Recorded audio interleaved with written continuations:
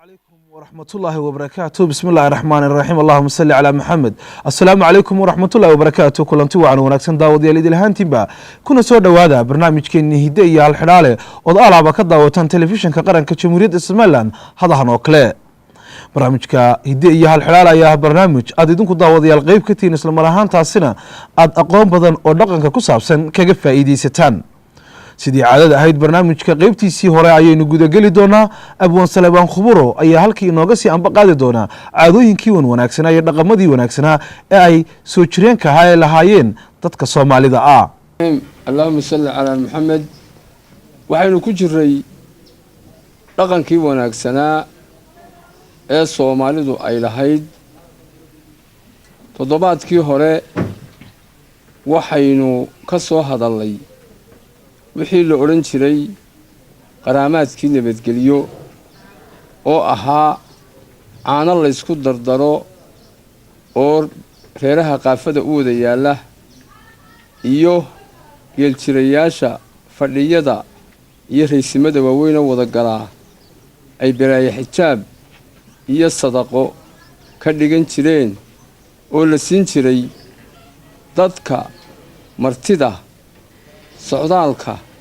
sahanka iyo dadka baahan ee dariska iyo beesha wada taalla ah xilliyada ay sameyn jireenna waxay ahayd marka reeruhu qurmo cusub degaan geeltirayaashuna xiriyo cusub ootaan ayaa arrintaa la sameyn jiray iyo oo la odhan jiray waa qaraamaadkii nabadgeliyo balaayo naga baydh iyadoo lagu shubi jiray gaawo weyn oo halka qoqoba geelasha dhexdooda la dhigay ama haan weyn oo qaba ah ama dhiil qori ah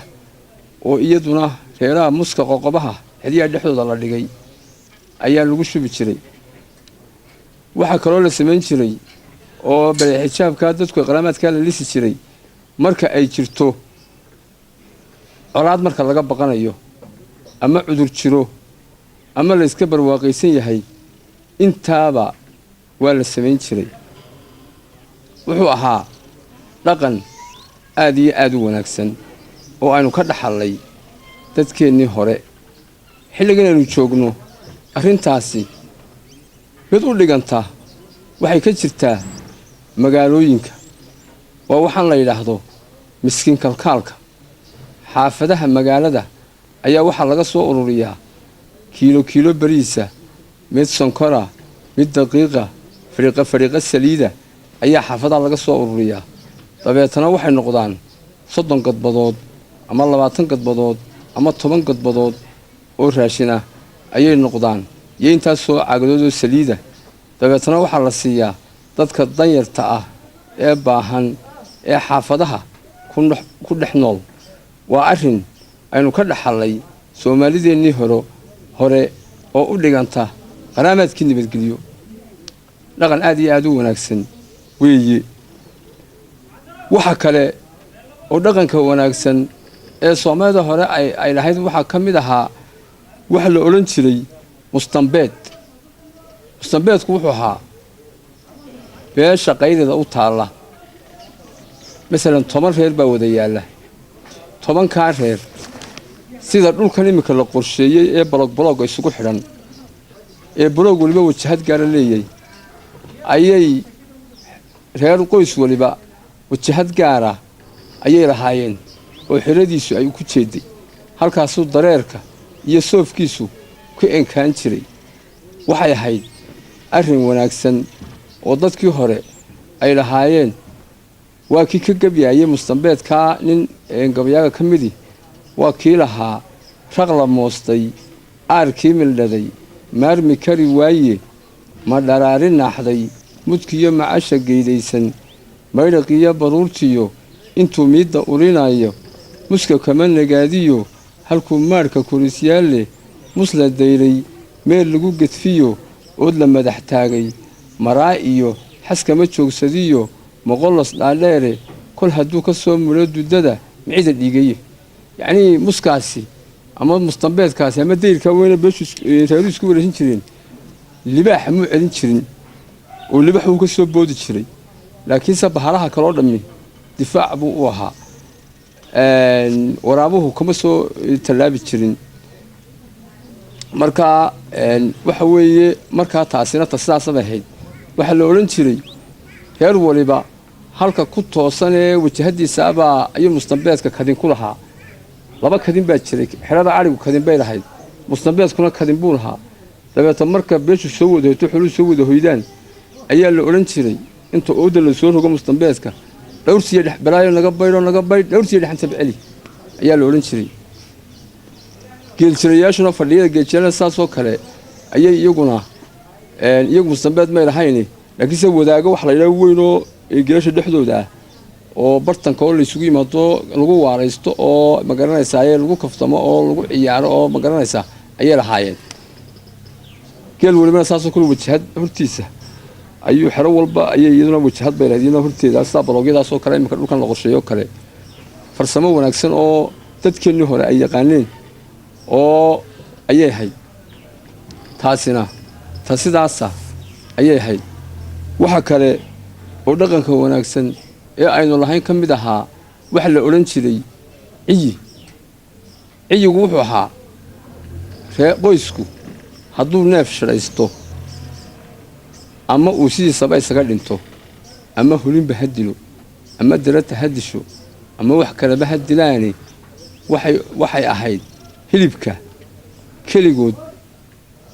may karsan jirin ee way qaybin jireen isla markaaba reeraha kale qoysaska kale la yaala iyo reeraha kale deriska aba way gaarsiin jireen oo waxbay ka siin jireen taasoo ahayd waafaqsanayd xadiiskii rasuulka macnaheedu sallallahu alayhi wasallam haddii aad hilib karsato maraqa badiya si dadka uu u wada gaaro qaacidada caynkaasa ayay ka duulayeen markaa isla markaa la qalo neefka haddii casarkii la qalo markaasaa la qaybin jiray si habeenkaa dadku kabaha u wada subkadaan oo loo saruurad beelo taana way ka mahmaheno waxay yidhaahdeen waxaasi waa ciyi waa ka bariyey macnaheedu waxa weeye casarkii haddaad qasho isla markaaba qaybi oo gobolku yuu dhicin subaxii haddaad qasho waxa weeye taasoo kale waxaa la macno noqonaysa subaxii haddaad qasho iyadana waa isla maalintaaba lagu qadeeyaayoo lagu harimeeyaa taasina dhaqan wanaagsan oo ay lahaayeen soomaalidii hore ayuu ahaa waxa kale oo dhaqanka wanaagsan ama dhaqamada jiray ka mid ahaa ragga iyo dumarku hilbuhu way u kala soconaayeen oo hilibka waxaa la odhan jiray sar iyo duud sarta ragga ayaa iska lahaa duudka iyo xaabkana dumarka ayaa lahaa sartu waxay ahayd labada jeeni iyo labada awlal iyo labada lugood iyo labada sararood iyo laga iyo beerka iyo laga iyo barida iyo beerka intaasi cadka ragga ayaa ahayd afartaa wooxooda neefka iyo laga iyo barida iyo beerku ragga ayaa cuni jiray ragga ayaa cadkaas ka lahaa dumarku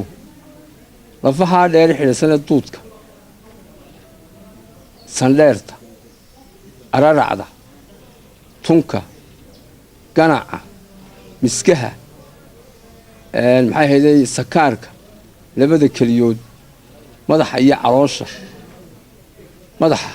caloosha iyo wixii la mid ah ayay iyaguna cuni jireenoo ay la hadhi jireen sidaa ayay arrintu ahayd cadka ka ragga ayaa markii hore la karin jiray oo ragga cadkiisa horta markii hore intaan dumarka cadka horta la karin jiray raggaa loo karin jiray ilanta adhiga raacda waxay lahaan jirtay iyadu sandheertu waxa weeye waa laftaa baridu iduu ku taalla ama dubka riyu ku yaallaan ayaa sandheer la yidhaahdaa marka iyadu maadaama ay adhigii la joogtay oo ay howldhabeen tahay si aan cuquba uga dhicin iyada cadkeeda marka ragga loogu ridayo ayaa iyana misigteeda ama sandheerteeda loogu ridi jiray keliyahana way duban jirtay oo waa la siin jiray beerka xilligii hore lama shiili jirine waa la dubi jirayoo intoo sidaa dabka loo saaro oo la yaacyocoodiyo ayaa dabadeetana qofka nafaqada qofka dumarka iyo uur kale iyo ta umusha iyo odiga yar weyna ma garanaysa yar nafaqa darrada ayaa la siin jiray waxa laga dhin jiray fitamiin buha oo halkan imika ay ku jirto dawadan ma garanaysa dee sharabooyinka imika fitamiinkii iyo dadka ugu jiray waxaan dee dawadan waxaan dadku ma aqoonin oo sidaas la sameeyay inta badan lama shiidi jirin taasina sidaas ayay ahayd haddaba hilibka kala nooca ee ragguna bar la siinayo ee qaybta caynkaas ee soo sheegay la siinayo dumarkuna ay inta la hadayaan may ahayn macnaheedu in cadka raggu cuno dumarka uu xaraan ka yahay dumarkuna ka raggu cuna aanay geenu xaraam ka yahay may ahayn sababtoo ah bulshadu waxay ahayd dad muslina oo sidaa cadku inuu wada xalaal yahay way aaminsanaayeen marka laga reebo waxyaabo yaryar oo caadooyinka xun ka mid ahaa oo aynu soo xusnay oo ah sida wadnaha ma geyno ama wayga wadne ama qofka salaasada dhashay beerka ma cuno yacni waxyaabaha yaryaroo marka laga reebo iska caadooyinka xun aynu ku darray mooyaane guud ahaan dadku hilibku inuu xalaal wada yahay waa la aaminsanaa sidaasaana dee sharciga islaamka hilibku dee dhiigga iyo ma garanaysaa uuska iyo dee waxaa mooyaane xameetida iyo hilibku waa wada xalaal innaga dee waxa weeye waxayna haysaa maxay hayday dee waxaynu nahay dad xoolaha inaga bataye dee waddamada qaar baa maraqa gaar lagaaga iibinaya mar haddaba hilibkaa dee sidaas ahaydoo hilibkuna wada xalaal waa la aaminsanaa mid kalena may ahaynoo dumarka in la quursanayo oo hilibka inta wanaagsan ragga la siinayo dumarku ay siinayaanna arrintu may ahayn mid kalena may ahaynoo hilibku inuu kala nafaqo badan yahay oo ragga hilibka raggu cunaa ka dumarka inuu ka nafaqo badan yahay arrintu may ahayn sababta oo ah waxaynu arkaynaa maanta xilliganaynu joogno hilibkii dumarku cuni jireen ayaabaa loo soo noqdo raggina u soo noqday oo waa tan madaxii raas baa lagu sheego waa tan dee raas la yidhaahdo mijihii karaacayn baa la yidhaha calooshii turub baa la yidhaha waa tan dee iminka dadkiiba cunayay aadba loo soo noqday saynu ognahay dhakhaatiirtu marka ay dadka indhaa u qalaan ilaa 40 cisho yidhahdaan madax riyaad ay yidhahdaan karso nafaqada ku jirta darteed markaa hilibku inuu mid waliba nafaqo leeyahay uu isku wada mid yahay taasaa u daliila arrintu waxay ahayd maadaama dumarku ay dherigii gacanta ku hayaan sharaf bay u ahayd inay cadka sidaasa ragga isku dhaafiyaan waxaas kaloo sharaf iyo xishoodba u ahayd inay iyagoon wax cunin ragga horta ay wax siiyaan oo kooda ay dambaysiiyaan taasina sharaf ayay u ahaydoo arrin wanaagsan oo aad iyo aad u fiican ayay ahayd waxa weeye taasina sidaasa weeye waxa kale oo dhaqanka wanaagsan ka mid ahayd wada noolaanshiyaha qoysku had iyo goor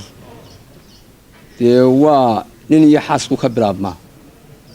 mushkilado badan baa ayaa la soo desraa had iyo goorna khilaaf iyo dad ishaysta iyo dad kala taga iyo dad isku xumaada lama waayo hase yeeshee marka laysku soo duuduubo dadkeennii hore inkastoo dee arrimaha caynkaas iska jiraan iminkana ay jiraan iska jiri jireen iminkana ay jiraan haddana waxay ahaayeen dad isu dulqaata noloshooda iyo dantooda wada wandaafiya midba ka kale halku ka jilicsan yahay ka taageera waa tahay daawadayaal intaasina waxa aynu ku soo afmeerinaa ama ku soo gabagabaynaynaa qaybtii hore ee hiddaha oo aynu kaga sheekeynaynay caadooyinkii wanaagsanaa ee ay Soomaalidu lahayd daawadayaal sidii caadada ahaydba xilligani waxa ay soo gaadhay amaba waqtigani barnaamijka iyo qaybta labaad waa qaybtii idinku aad qaybta ka ahaydeen ee muhiimka ahayd sidoo kale waxa jirtay halxidhaalihii toddobaadkii hore oo qaybo ka mida weliba intiisii badnayd aad daawadayaal ka soo jawaabteen ayaa waxaa jirtay qaybo aydan ka soo jawaabin oo ay ka mid ahayd in uu lahaado sumadda geelayaga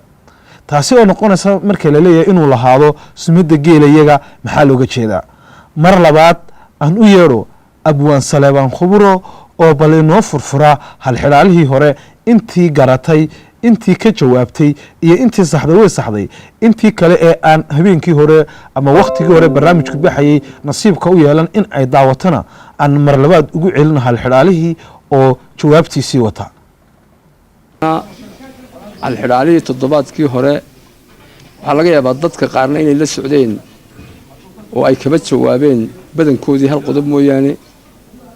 dad kalena inay iminka ku soo biireen oo iyaguna dee ay ogaadaan jawaabta ayaa muhiima waxa weeye waxay ahayd waataynu soo sheegno dee dadku sarbeeb iyo mahmaho isku afgaran jiray marka guurka dee rag iyo dumarku ay guurka kala doonayaan nin baa inan u yimi usoo guur tegey usoo sheeko tegey dabadeetana dumarkuna had iyo goor waxay hubin jireen ragga aqoontiisa iyo garaadkiisa ayay tijaabin jireen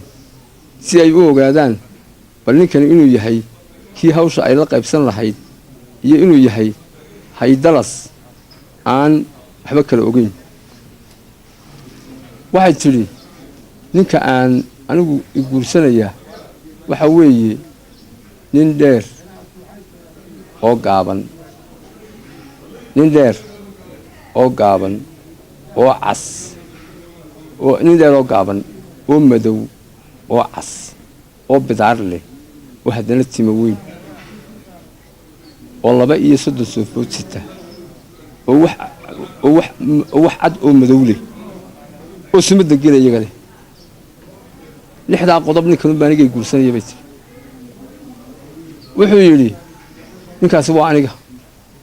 ninkaasi waa aniga waan dheeray oo waan gaabnay waan dheerahayoo magacayga waxaa la yidhaahdaa sawd xariir deegaamada inugu xeeran oo dhan waa layga yaqaanaa nin ciyaaraha ku heesabuha waa layga yaqaan iyada laftoodu inuu sawd xariir yahay ma garanaysa laakiin dee markaasay fahantay way taqaanaa laga yaabaa waa layga yaqaanaa sawd xariir baan ahay magacaygu meel kasta wuu gaadhsiisan yahay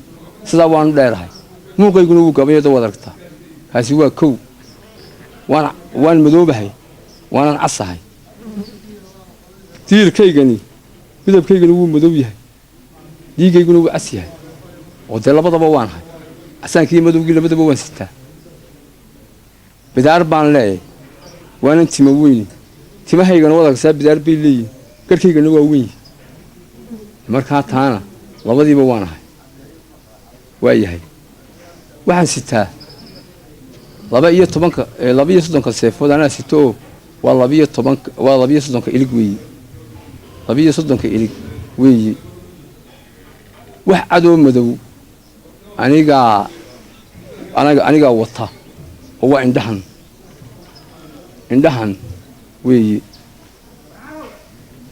waa kii nin gabiyey lahaa wax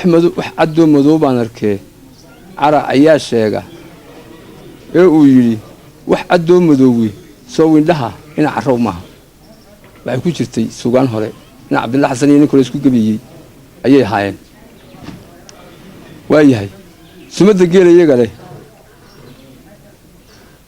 wuxuu yidhi waa aniga geeliinnu wuxuu leeyahay 2 farood gacmahaygaasina 2 farood baa ku yaalla gacmahaygaana 2 farood ayaa ku yaalla gacmaha dadku ku kala duwan yahay dadka qaar 2 farood bay leeyihiin qaar 2 farood iyo kabaal bay leeyihiin qaar kabaal 2 farood kabaal kulu jeeda kabaal hoos u jeeda qaar sad adigu way kala duwan laakiin isagu gacmihiisa isagu ninkaasi uu sheegay wuxuu yiri labada gacmo sumadda geelna waa 2 farood gacmihuna 2 farood bay leeyihiin waa tahay daawadayaal halxidhaalihii toddobaadkii hore jawaabtiisa intii uu muhmal kaga jiray intii sida saxda uga soo jawaabtay iyo daawadayaashii dhowaanta amaba hadda nagu soo biiray intaasi in aan kaga soo gudubno waxaanan filayaa in aad ka faa'iidaysateen isla mar ahaantaasina halkaasi aad ka aragteen jawaabihii halxidhaalaha. daawadayaal sida caadada ah waxaanu idin weydiinaa halxidhaalayaal, idinkuna khadka taleefanka iyo facebooka ayaad kaga soo jawaabtaan. waxaanu ka cudur daaranaynaa wixii maxay khalad ah ee yimaada. waxaa dhici karaysa ereyada la isticmaalayo in deegaanada qaar ama su-aalaha aanu idin weydiin doono in deegaanadu maadaama ay kala duwan yihiin macnaha uu leeyahayna laga yaabo inuu ku kala duwanaado deegaanka deegaan. marka wixii aanu ku khaldano waanu idinka raaligelina. waxaa laga yaabaa dad fara badan oo daawanaya inay nooga aqoon badan yihiinba dhaqanka iyo maxay ahayde hiddaha. taasi waa aaraar ama waa afeef. bal markan aan eego halxidhaalayaashii daawadayaasha qaar ka mid ahi ayna soo weydiiyeen. axmed maxamed cabdiraxmaan oo jooga magaalada Hargeysa ayaa waxa uu yidhi waxaan jecelahay daawadayaasha inaan la wadaago amaba aan weydiiyo halxidhaalahan soo socda oo noqonaya sidaan ka warqabno daawadayaal berigii hore marka guurka iyo haasawaha la tago habluhu inamada way itixaami jireen garaadkooda. marka waxaa lagu wada hadli jiray hadallo sarbeeba, hadallo duur xula, sidoo kale iyo maxay ahayd hadalladaasi halxidhaalaha ahaa ee loogu talagalay in ninka ragga ah ay nintaasi doonayso in ay garaadkiisa ku tijaabiso. haddaba axmed maxamed cabdiraxmaan oo magaalada Hargeysa jooga ayaan jecelahay bal inaan idiin soo gudbiyo halxidhaalaha uu doonayo inuu inala wadaago, barnaamijkana inagula wadaago. axmed waxa uu yidhi odaybaa inantiisa ku yidhi aabbo nin ayaan ku siiyey. waxay tidhi ma xumo aabbo, waan ogolahay, laakiin ninka aad siisay waa in uu saddexdan sifo ku sifoobay ama saddexdaa su-aalood uu ka jawaabo. haddaba su-aalihii maxay noqonayaan? qof walaba warqad iyo qalinka soo qaado si aad u qorato. aniguna waan maxay ahayde gaabin doonaa akhriska si qof walbaaba u qoran karo isla mar ahaantaasina u fahmi karayo. waxay tidhi marka koowaad waa inuu yahay nin noolaan kara hanti la-aan. waa inuu yahay nin noolaan kara hanti la-aan. hanti la-aan waa inuu yahay nin noolaan kara hanti la-aan. lamber 2 waxay tidhi waa inuu yahay nin seexan kara hoy la-aan, nin seexan kara, nin hoy la-aan seexan kara. waa talabaadee inuu yahay nin hoy la-aan seexan kara. waa ta saddexaadee oo u dambaysa waa inuu yahay nin guulaysan kara hub la-aan. haddaba maxay uga jeedeen? ninku wuxuu yidhi ma intaasunba? kaasi waa aniga. dabadeetana wuu ka jawaabay. daawadayaal haddaba jawaabtu maxay noqonaysaa? idinkaa laydinka sugayaa. sidii caadada ahayd khadka teleefonka ayaan ku horeyn doonaa, laakiin aan idinku celiyo bal halxidhaalaha. aan halxidhaalaha idinku celiyo. odaybaa inantiisii ku yidhi aabbo waxaan ku siiyey nin. markay tiri aabbo ma xuma, waan ogolahay, waan qaatay, laakiinse ninku waa inuu ka jawaabo saddexdaa su-aalood ama waa inuu ku sifoobo saddexdaa astaamo. hadduu ninku yahay nin saddexdaa ka bixi karaya waan ogolahay. waayahay buu yidhi. deedna ninkii buu u sheegay maxay ahayde inantii aabeedo uu ku yidhi waxay doonayaabay tiri markaa inantii ninku inuu noqdo nin hanti la-aan noolaan kara. hanti la-aan nin noolaan kara inuu yahay. lamber 2 inuu hoy la-aan seexan karo. hoy la-aan inuu seexan karo. ta saddexaad oo ah inuu yahay nin guulaysan kara hub la-aan. inuu yahay nin guulaysan kara hub la-aan. waxaan filayaa daawadayaal inaad si fiican aad halxidhaalahaasi u wada fahamteen. ambaleego daawadaha koowaad ee khadka teleefonka. halo asalaamu calaykum. halo daawadayaal waxaad nagala xidhiiri kartaan telefoonada shaashadda idinka muuqda. balan eego daawadahaasi ku xiga ee isagu nasiib u yeeshay inuu barnaamijka nagala qayb qaato. halo asalaamu calaykum. halo waan ka xumahay, waxaan rajeynayaa inaanu daawadayaashaasi nasiib u yeelanin in ay maqlaan ama si toosa ay barnaamijka uga qayb qaataan. daawadayaal aan mar kale idinku celiyo halxidhaalihii inantu ay inanka ku xidhay. waxay tidhi waa inuu saddexdan su-aalood inanku ka jawaaba. waxaana halxidhaalahan inala wadaagay axmed maxamed cabdiraxmaan oo jooga magaalada Hargeysa. waxa uu yidhi inantu waxay tidhi waa inuu noqdaa nin noolaan kara hanti la-aan sidoo kale hoy la-aan seexan kara isla mar ahaantaasina hub la-aan guulaysan kara bal aneego daawadaha khadka ku jira halo asalaamu calaykum halo halo ha asalaamu calaykum marka hore magacaaga halkaad ka soo hadlayso calaykum asalaam waraxmatullahi wabarakaatu marka hore magacaaga halkaad ka soo hadlayso magacayga walal waxaa la idhahdaa istaahil maxamed istaahil istaahil adoo radioga iska tv-gan idhaahdo iska gaabinaya teleefonkuun inagu aynu iska maqalo waay hal xidhaalihii waad maqlaysay waan maqlay waayey jawaabta haddaad kusoo dhawaato jawaabta haddaan kusoo dhawaado nin seexday hoy la-aan waa nin nabad oo aan godob lahayn bilaa godoba nin hoy la-aan seexan karaa waa nin bilaa godob ah waa tahay si sax aad uga jawaabtay xaggeed ka soo hadlaysaa waxaan ka soo hadlayaa xaafadda sheekh nuur waa tahay adiga iyo reer sheekh nuurba barnaamijku waa idin dhaweynaya aad waa idin soo dhaweynaya aadna waa idin salaamaynaa waayahay waa tahay aad baad ya miyaad mid kale isku dayaysa saddex bay ahaayeen soo maa macta saddexaad waxay ahayd soo ma ahayn maxay hayde nin dagaalamo isagoon hub haysan ninna maxaan ku dhaday hub la-aan guulaysan karaa waxa weeyaan nin afkiisa ku ciil baxay wuxuu noqonayaa nin codkar ah nin aftahanya oo codkara nin aftahana oo codkara oo isagoon iyadoon gaadhinba gacanka hadal isagoon gacanka hadal gaadhin dee afkiisii ku ciil baxay ku maarayn karaya waa tahay oo wax ku daberay waayahay tii waxaa ku hadhay koowaad oo ah hanti la-aan noolaan kara hanti la-aan noolaan kara waxa weeyaan waxaan u malaynayaa nin qalin isaguna oo waxbartay oo mutacalina waa tahay xabadaasi imaad garanin laakiin labadii hore si qurux badan baad uga joogtay waan ku hambalyeynaya bal miyaan bedelaa waxaan u malaynayaa waa nin iimaankiisu qani yahay waa nin iimaankiisu qani yahay intaasiba waa qaar wanaagsan oo aad ku sifaysay laakiin ma aha jawaabtii saxda ahayd aad baad u mahadsan tahay ka waran si aad u aragtaa barnaamijkan aad buu fiican yahay hidiyo aad buu wanaagsan yahay aad buu wanaagsan soo dhaweynaynaa ilaa xad waa tahay waanu hambalyeynayna waaye aad baad u mahadsan adigana inanka kalaba waaye aniga iyo bahda kale barnaamijka ile wada waaye aad baad u mahadsan tahay waaye waayahay bal daawadaha ku xiga ayaan jeclay markan inaan u gudubno labadii saddexdii maxay dahay halxidhaaluhu saddexdii qaybood ee ka koobnaa halo asalaamu calaykum halo asalaamu calaykum marka hore magacaagii wala halkaad ka soo hadlayso maxamed axmed cawaale mid samee codka iska gaabi tv-ga waxaan halka igu soo noqonaya codka tv-ga iska gaabi teleefonka aan ka wada hadalna inagu waayey waad maqlaysaan u filayaa halxidhaalihii laba ka mida waa laga jawaabay xabadun baa hadhay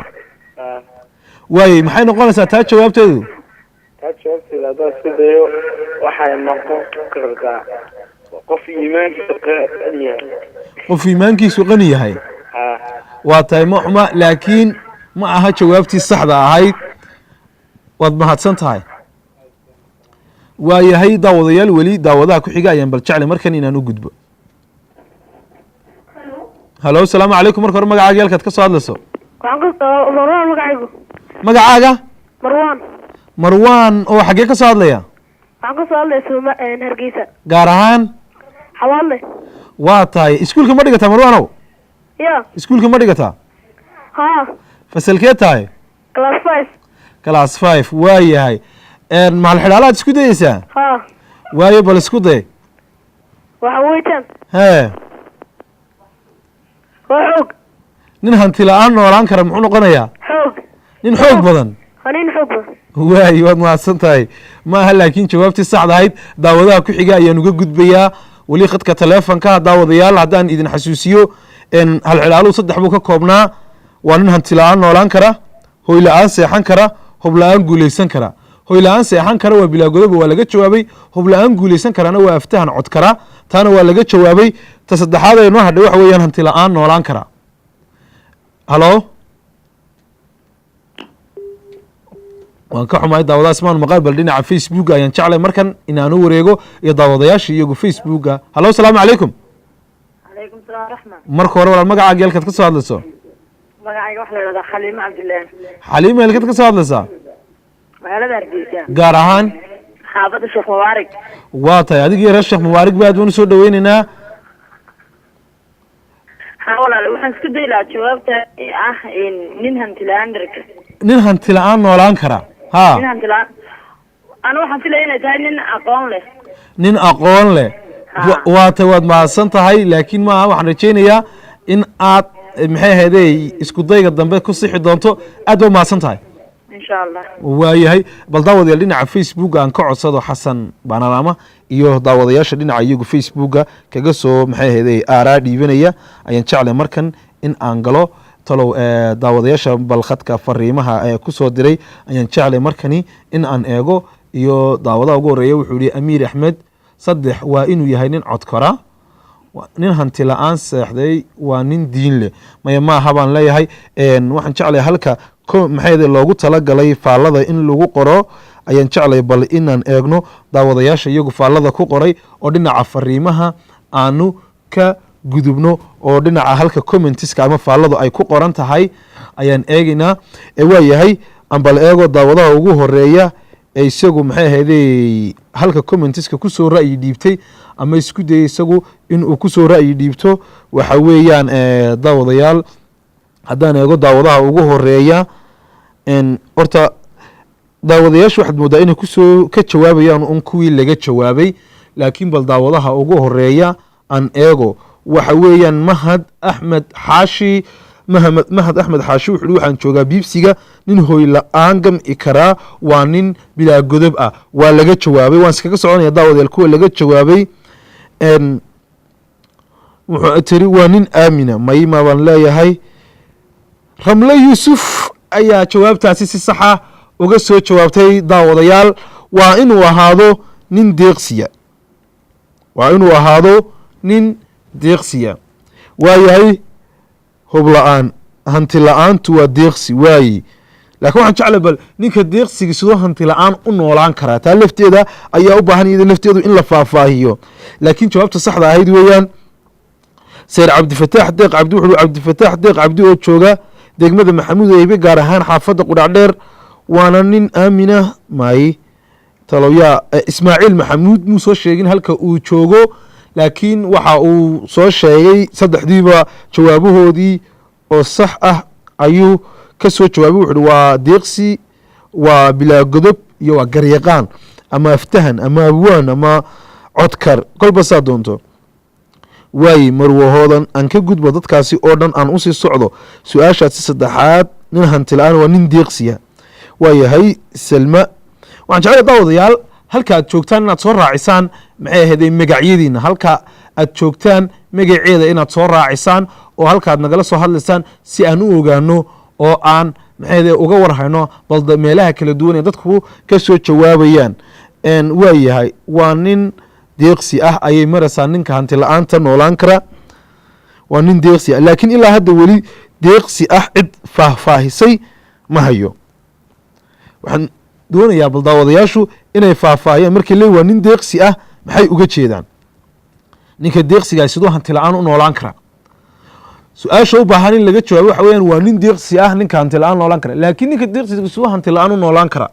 su-aashaasi ayay tahay balta aan doonayo daawadayaashu inay ka jawaabaan ilaa hadda facebooka cid maxay ahaydey si saxa uga soo jawaabtay ma jirto bal khadka taleefonka aan dhahdo waa laydiin fududeeyey oo waa nin deeqsi ah laakiin ninka deeqsigii sidoo hanti la-aan u noolaan kara halo asalaamu calaykum waalaikum marka hore magacaaga yaalkaad ka soo hadlayso waa cabdinaasir haye cabdinaasir waxaa geed joogtaa waxaan shaqaysiinay waa tay adig iyo reersiinayo barnaamijku aad ayuu idiin soo dhaweynayaa su-aasha haddaad la socoto alxidhaalaha waxay noo harsanayd nin hanti la-aan noolaan karaa wallahi su-aashaas aan isku day wax filay jawaabteeda waxay noqonaysaa waa nin jiro oo meeshuu tago dee laga soo dhaweynayo laga garanayo waa nin jiro weeyaan calashaa nin wejigiisa wax ku cuni kara weeyaan nin wejigiisa wax ku cuni karaya hayo wejile weeyaan oo calashaan qof la garanayo weeyaan waa tahay waa nin deeqsi ah oo wax sii baxsaday oo wax la sii baxay oo meeshuu tagaba ay u joogaan dad markaa ku soo dhoweeya oo abaal u haya saasay noqonaysaa saasay noqonaysaa waa tahay waa hebeloo la garanayo de waa siday tahay waayahaye ka waran barnaamijka bal seed u والله aragtaa برنامجك واحد سنة سبع مرات أنا مرة هذا وسعي وأنا كثير waa markii masaadeed ee ka qayb qaadatay barnaamijka دور تير ولا مسكولي لكن تبغى نوع حاجة خدتها نقدر مشغول نقول مو نفكر ولا سعنا سنة سنة ولا سعنا waa tay aad baad u mahadsan tahay waanan kusoo dhaweynaya adiga iyo daawadayaasha kale isku dayaya inay khadka kaga qayb qaataan daawadayaal waxaan idinka raali gelinaynaa daawadayaasha aan had iyo jeer nasiibka u yeelanin in uu khadka teleefonku u soo galo ama ay barnaamijka kaga qayb qaataan waxaa leenahay isku daya aakhirka ama marka u dambeysa waad ka qayb qaadan doontaan waadna ka mid noqon doontaan dadka barnaamijka ka qayb qaata waayahay daawadayaal markan waxaynu gudagelinaa macnaha ereyada ereyga ayaan doonayaa bal macnihiisa waxa uu soomaali ku noqonayo ama ereygaasi waxa uu yahay inaad noo macnaysaan waxaan qarbabaale muxuu noqonayaa daawadayaal qarbabaale muxuu noqonayaa daawadayaal ereyga la doonaya in la macneeyo ama aad sheegtiin waa maxay qarbabaale waa maxay ereyga daawadayaal aan idin weydiinaya waxa uu yahay qarbabaale waa yahay bal khadka teleefonka ayaan eegi doonaa iyo daawadaha ugu horeeya ee su-aashaasi nasiibka u yeeshay inuu isku dayo ama noqdo qofka ugu horeeya isku dayo inuu ka jawaabo halo asalaamu calaykum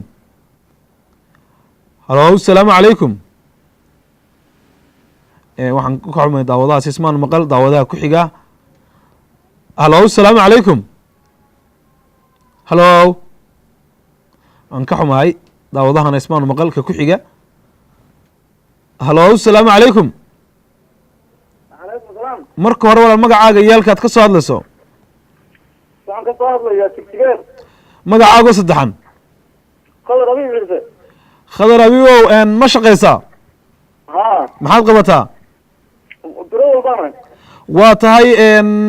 haatan xageed ku sugan tahay waxaan ku suganahay gurigeygii oo ku yaala tigtigeer waa tahay adiga iyo bahda kale kula daawanaysa waa ku soo dhaweyneynaa ereyga qarbabaale ayaa la doonaya inaad macnayso qarbabaale qarbabaale waxa weeyi haad ka mid ah haadadka waa tahay isku day wanaagsan baad samaysay laakiin ma aha aad iyo aad baan kaaga mahad celinaa isku dayga aad samaysay waad mahadsan tahay daawadaha ku xiga ayaan jeclay daawadayaal bal inaan u gudbo ereyga la doonaya in la macneeyaana waa qarbabaale shaashada injineer sideed waa ku qoraan filaya dhinaca facebooka injineer xasan banarama balan eego dhinaca facebooka hadday jiraan daawadayaal iyagu isku dayey in ay ka qayb qaataan ama ay kaga jawaabaan dhinaca facebooka ereyga qarbabaale ayaa daawadayaal yahay ereyga la doonayo in aad ka jawaabtaan halo asalaamu calaykum qarbabaale ayaan eegi doonaa iyo facebooka halo asalaamu calaykum aan ka xumahay dhinacii facebooka axmed cabdiraxmaan okay way waa maxay ereyga qarbabaale way balaneega daawadayaasha isku dayay iyagu inay kasoo jawaabaan qarbabaale waxa uu yidhi cabdiraxmaan farxaan waa odayga oo jooga biibsiga waa geedka gaboobay aan kusoo socono mariam bintu maxamed waxaan joogaba tidhi xaafadda isha boorama waa nin weyn shaxshaxle waxa uu yidhi waa gorgorka waxa uu joogaa xaafadda shacabka ma aha waxaan joogaa magaalada ceelaf weyn waa geedka gaboobay mahad shire xaaji ducaale waxaan leeyahay ma aha bal weli daawadeel waxaan eegi doonaa cidda sida saxda ah uga soo jawaabtaa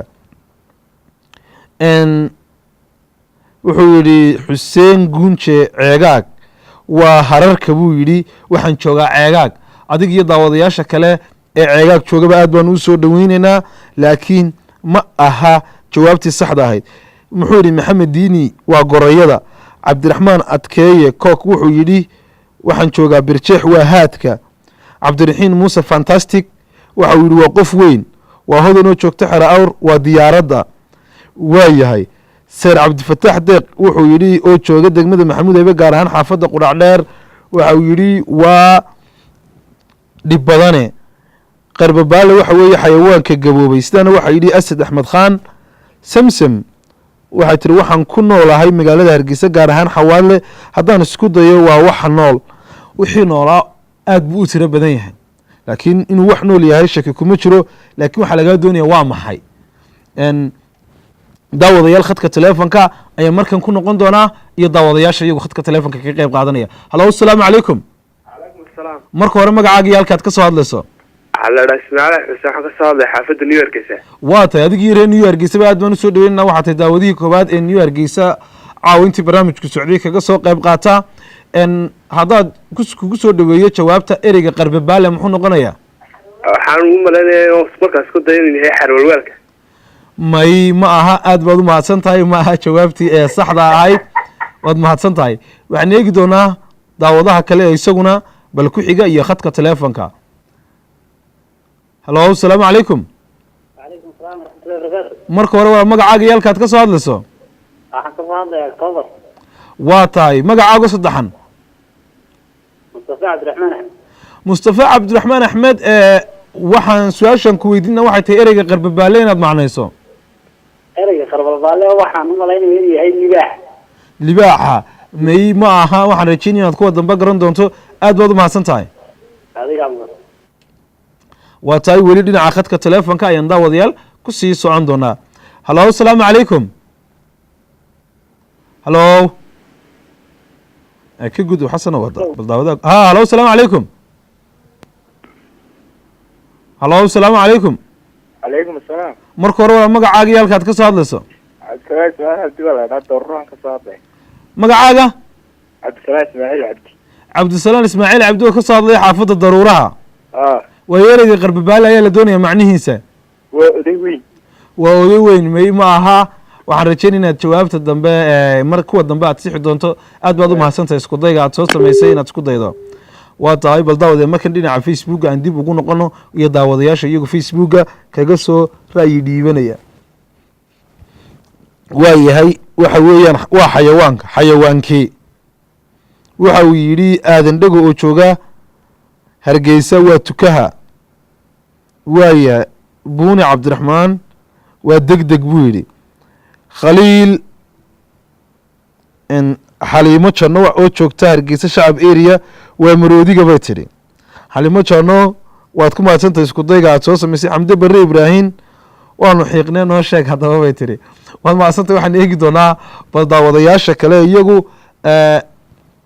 isku day weli dhinacii waxaan akhrinaynaa faalooyinka iyo commentiyada dhinaca fariimaha bal waan kusoo noqon doonaa. xasan aan ka codsado mar dambe inuu nagu celiyo bal dhinacii faalooyinka iyo commentiska.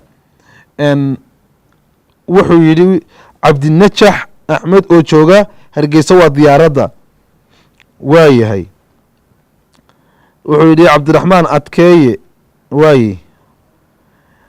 waxa uu yidhi magacaygu waa haboon nuuro ayay tidhi. waxaan deganaya xaafadda 150. waxay tidhi jawaabtu waxa weeyaan waa laba gebi bay tidhi.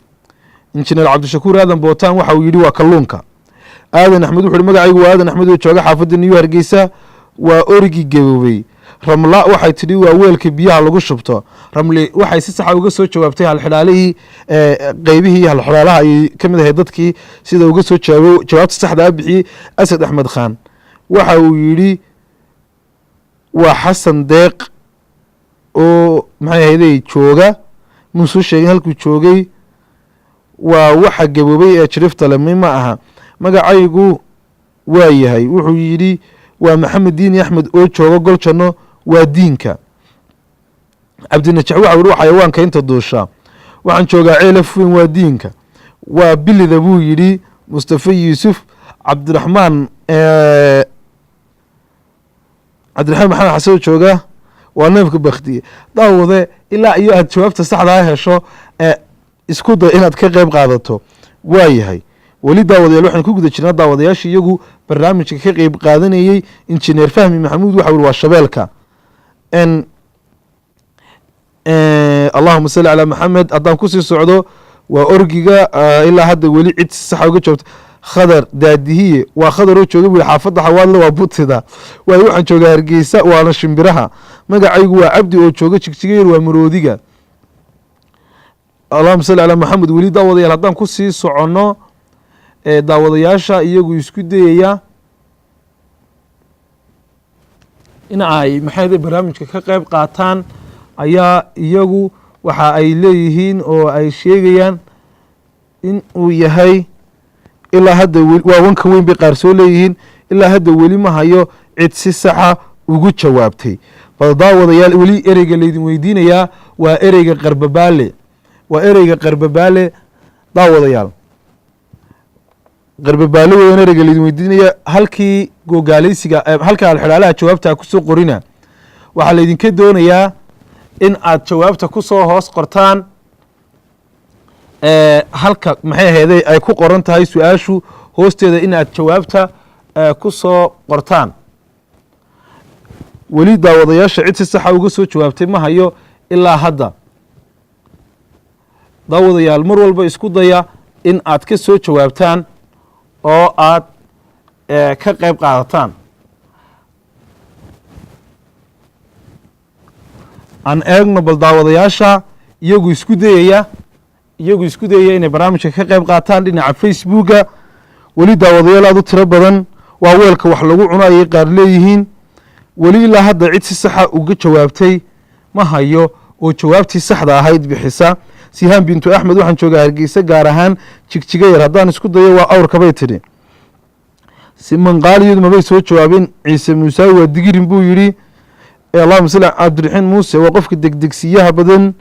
guuleed daahir jawaabtu waa shimbirka digirinka waxaan joogaa xaafadda idaacadda waa yahay aadan axmed waa daayeerka gawiri musamil dubad adeece ilaa hadda weli daawadayaal jawaabtii saxda ahayd ma hayno bal khadka teleefonka aan dib ugu noqdo iyo daawadayaasha iyagu isku dayaya inay kaga qayb qaataan khadka teleefonka ansiyo bal khadka teleefonka iyo daawadaha ku jira halo asalaamu calaykum marka hore waa magacaaga iyo halkaad ka soo hadlayso halo marka hore walaal magacaaga iyo halkaad ka soo hadlayso halo marka hore walaal magacaaga iyo halkaad ka soo hadlayso waan ka xumahay daawadahaasi nasiiba muu yeelanin in uu nagala qayb qaato ambaleego daawadaha ku xiga ee sida barnaamijka nasiibka u yeeshay inuu ka qayb qaato halo asalaamu calaykum marka hore walaal magacaaga iyo halkaad joogto walaal waxaan kasoo hadlayaa xaafadda haflondan ee hargeysa magacaago saddexan walaal waxaa la dhahaa sakariya cabdiraxmaan aadan sakariya cabdiraxmaan wax ma dhigataa walaal waxaan jooga xaafadda haflondan iskuulka miyaad dhigataa ama jaamacadda ama walaal dugsiga daybguri ayaan ka baxay sanadkan 2015 waa tahay ma ciyaartoy baa tahay walaal haa isbaddoon ciyaara waa tahay waa yahay haddii aan jawaabta kugu soo dhaweeyo ereyga qarbabaale muxuu noqonayaa ereyga qarbabaale haddaan isku dayo waxa weeyaan haka ba hadal isku dhex yaacsan waa tahay ma aha jawaabtii saxda ahayd waxaan eegi doonaa daawadayaasha kale ku xiga bal inay jawaabta sida saxda ah uga jawaabaan anago daawadaha ku xiga halo asalaamu calaykum halo asalaamu calaykum calaykum salaam marka hore waa magacaaga iyo halkaad ka soo hadlayso magacaygu waa xamse cabdishiidaaye xamsu halkaad ka soo hadlaysaa xaafadda goljanno xaafadda goljanno waayo adiga iyo reer goljannoba aad baan usoo dhaweynayaa barnaamijkuna wuu idin soo dhaweynayaa haddii aad isku daydo jawaabta qarbabaale muxuu noqonayaa macnihiisu may ma aha jawaabtaasi tii saxda ahayd waxaan rajeynaya inaad kuwa dambe sixi doonto aad baad umahadsantahay xamse daawadaha ku xiga aan ka gudubno halo asalaamu calaykum halo asalaamu calaykum marka hore waa magacaaga halkaad ka soo hadlayso xaafadda idaacadda magacaago saddexan la yidhahaa suhuur axmed waa tahay suhuur axmed barnaamijku waa ku soo dhaweynayaa ereyga qarbabaale ayaa la doonayaa macnihiisa nin wax hawl walba isku dayi karaa waa qof hawl walba isku dayi karaa ama waa nin hawl walba isku dayi karaa soo saa maaha laakiin ma aha jawaabtii saxdeed waad mahadsantahay suhuur isku dayga aad soo samaysay daawadayaasha kale ayaan eegi doonaa iyaguna bal cidda jawaabta sida saxda uga soo jawaabta halo asalaamu calaykum marka hore walaal magacaaga iyo halkaad joogto fatax maxamed oo jooga xaafadda sheekh nuur magaalada hargeysa waa tahay adiga iyo daawadayaasha kale xaafadda sheekh nuur joogaba waa soo dhaweynaynaa haddii aad jawaabta qarbabaale noo sheegto waxaan u malaynayaa awrka garboolaha waa tahay may ma aha oo maad sicin waxaan rajeynaya inaad kuwa dambe sixi doonto aad baad u mahadsan tahay. weli daawadayaal weli su-aasha la doonaya in laga jawaabo ama ereyga macnihiisa la sheegaa waa qarbabaale. qarbabaale talo muxuu noqon doonaa? daawadaha ku xiga khadka teleefonka. halo asalaamu calaykum. calaykum asalaam waraxma. marka hore waa magacaaga iyo halkaad joogto. magacaygu walaalo maxamed axmed cawaanad ka socday xaafadda la yidhaahdo lagu lacag. waa tahay waanu ku soo dhaweynaa adiga iyo daawadayaasha kale xaafaddaasi maxay ahaydee ku nool ee deganba. aad baan garanaya. waayahay ereyga qarbabaale haddaad isku dayda macnihiisa. walaal haddaan isku dayayaa waxaan u malaynayaa inay tahay qarandida. qarandida ma xuma qiyaastaadu. aad baad u mahadsan tahay. isku day wanaagsan baad samaysay laakiin ma aha jawaabtii saxda ahayd. waxaan rajeynaya inaad kuwa dambe sixi doonto. daawadaha ku xiga. halo asalaamu calaykum.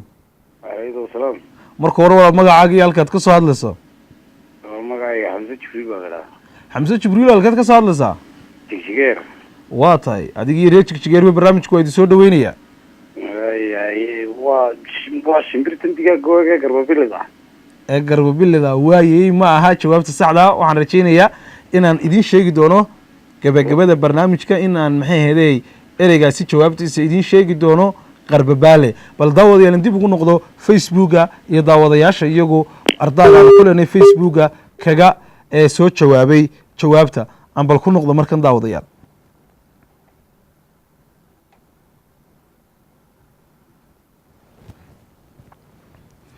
qarbabaale waxa uu yidhi waa geed ka mida geedaha koorta laga qoro sida lebiga ama reybedka oo kale. waxa uu jooga hargeysa xawaadle. magaciisu waa guuled ibraahim yuusuf. waa cabdilaahi maxamed oo xuseen oo jooga beligubadle. waa gowracatada. waa yahay cabdishakuur daacad waxaan joogaa buu yihi hargeysa xaafadda goljano. magacaygu waa cabdishakuur ismaaciil xasan laakiin jawaabta cabdishakuur kaama hayno. waa yahay wuxuu yihi magacaygu waa magacaygu muxuu yidhi qarbabaale waa qofka taladiisu ku socon waaya. wuxuu magacaygu waa cabdinaasir aw daahir cali oo jooga niyu hargeysa. bal daawadayaal dhinaca kommentiyada waan usoo noqon doonaa iyo faallooyinka. bal markan dhinaca fariimaha qolooyinka noogu soo diray fariimaha aan bal eego oo aan fursadda siiyo iyagana. daawadaha la yidhaahdo magiciisa cabdinajiib xuseen waxa uu yidhi qarbabaale waa odayga weyn. ma aha baan leeyahay jawaabta saxda ah. maxamed cali maxamed waxa uu yidhi waa masalugeeleyda waa jeerta. intaa midna ma aha jawaabta saxda ah. cadnaan muuse foolge waxa uu yidhi waa shay gundheer baan ku macnayn lahaa. waa yahay magacaygu waa cadaani buu yidhi. ma aha taasina jawaabtii saxda ahayd baan leenahay. allahuma salli calaa maxamed. cabdishakuur daawadahaas waxa weyaan injineer cabdishakuur aadan bootaan. cabdishakuur aadan bootaan waxa uu yidhi number 3 ninku waa inuu geesi yahay oo dagaalami karo ubla-aan may. qarbabaale waxa weeyaan qofka weyn waa qof laf weyn oo qaarka sare u weyn. ma aha jawaabtii saxda ahayd baan leenahay. bal aan eegno fariinta kale ku xiga. waxa weeyaan daawadaha kale ku xiga jimcaale siciid ducaale. jimcaale siciid ducaale maxaa uu talow isna ku sheegay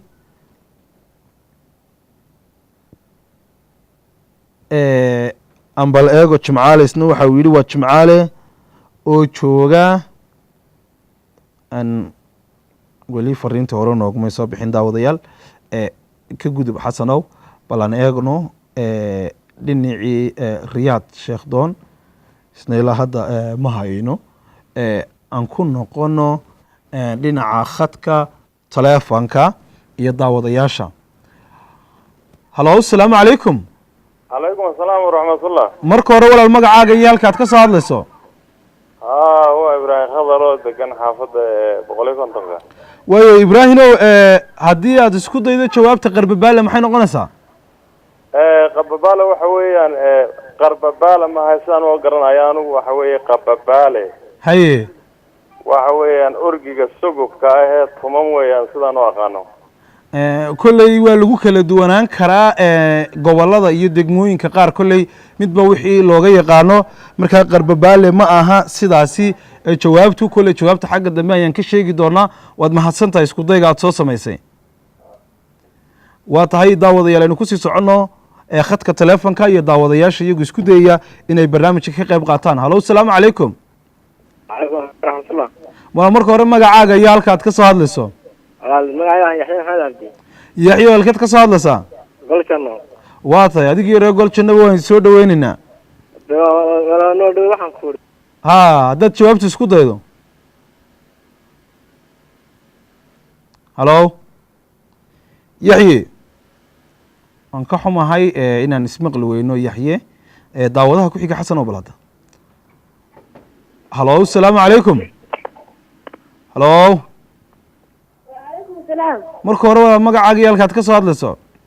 magacayga waa Muniire Islo waxaan ka soo hadlaya xaafadda Jigjiga gaar ahaan Maasoo area waa tahay Muniira iskuulka ma dhigataa fasalkee tahay eid baa tahay sideedaad waa yahay barnaamijkaad doonaysaa inaad isku daydo su-aasha ka jawaabto soo maaha waa yahay bal ku soo dhawow jawaabta waa diin gaboobay waayo waad mahadsan tahay laakiin ma aha jawaabtii saxda ahayd aad iyo aad baad u mahadsan tahay isku dayga aad soo samaysay aan ka gudbo oo aan u gudbo daawadaha xiga halo asalaamu calaykum wala marka hore magacaaga iyo halka aad ka soo hadlayso farduuse halkeed ka soo hadlaysaa magaalada Hargeysa gaar ahaan xaafadda idaacadda waa tahay waxaan filaya inaana tv-ga idaacaddaba ka fogeyn waa ku soo dhaweynaynaa waxaan su-aasha hataa isku dayo waxaan malaynayaa de inay tahay odayga gaboobay qadadaalaha la yidhaahdo odayga gaboobay waa yahay oo dee waa kii qadadaalihii waa kii odhan jiray markay adraawiya gabayeen qadadaalihii khudbadaha badnaashii adare ka odhan jireen waa tahay waa yahay isku daygaagu aad buu wanaagsan yahay laakiin hadhow xagga dambe ayaan jawaabta ka sheegi doonaa aad baa u mahadsan tahay waa yahay daawadaha xiga ayaan jeclay daawadayaal inaan uga gudubno halo asalaamu calaykum marka hore walaal magacaaga iyo halkaad ka soo hadlayso magacaaga adigoo codka sare u dallacaya Roode Maxamed roode halkeed ka soo hadlaysaa magaalada Hargeysa gaar ahaan New Hargeysa waa tahay adiga iyo reer New Hargeysa aad baan u soo dhaweynaynaa haddaad jawaabta ku soo dhawaato qardadaale waa waxa gaboobay sida qoryaha gaboobay waa tahay aad baad u mahadsantahay maaha jawaabtii saxda ahayd daawadaha u dambeeya ee khadka teleefonka facebook aan u gudbi doonaa deedna kadib daawadayaal warkii iyo riwaayaddii oo idinka dambeysa ayaan uga bixi doonaa aan eego bal daawadaha u dambeeya ee khadka teleefonka halo asalaamu calaykum calaykum asalaam walaa marka hore magacaaga iyo halkaad ka soo hadlayso magacaygu waa Cali Maxamed New Hargeysa oo ka soo hadlaysa New Hargeysa waa tahay adigii reer New Hargeysa aad baan u soo dhaweynayaa jawaabta qarbabaale maxay noqonaysaa qarbabaale ama qarbabawle waa saan gabowday ama waa haaga weyd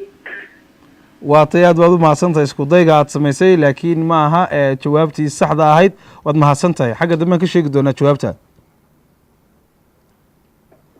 waa tahay xasan aan ka codsada bal markan iyo facebooka iyo daawadayaasha dhinaca commentiyada ama faalooyinka lagaga soo ra'yi dhiibanayo barnaamijka haddii aan ku horeyno daawadayaal tiro badan ayaa iyagu isku dayaya inay kaga jawaabaan islamar ahaantaasina kaga qayb qaataan barta aanu facebooka ku leenay ah barnaamijka hidde iyo halxidhaale waxa uu yidhi waa cabdishakuur waa cabdilaahi maxamed xuseen waa oo jooga beligubadle waa qofka weyn buu yidhi waa yahay cabdisalaan deeqsi oo jooga sheekh madar hargeysa waa shimbir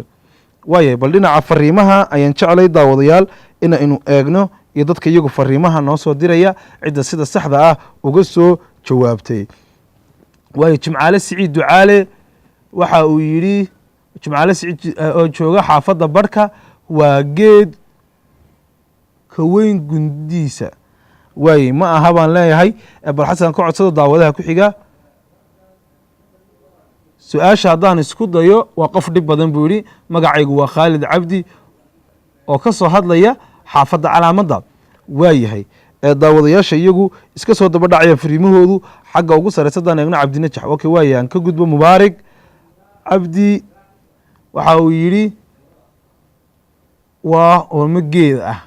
hormo geed ah ma aha jawaabtii saxda ahayd bal mubaarig wardi xasan oo ugu dambeeyey daawadii ugu dambeeyey ee soo diray ah aan eegno waa hormo geed ah uunbuu yidhi oo daawadihii kale ayuunbuu la jawaab yahay daawadayaal haddaba aniga ayaa jawaabta idin sheegaya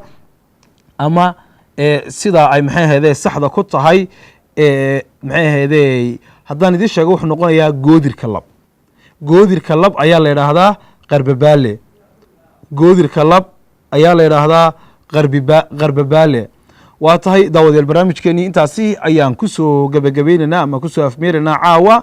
inta aynu barnaamijkani mid lamida ku kulmi doono barnaamijka waxaa igala qayb qaatay abwaan saleebaan khubuur oo inoo soo diyaariyey su-aalaha iyo halxidhaalayaasha isla mar ahaantaasina ka hadlayay qeybtii hore dhaqanka iyo daawadayaashii iyagu laftoodu halxidhaalayaasha noo soo diray ee aanu daawadayaasha kale la wadeegnay dhinaca farsamada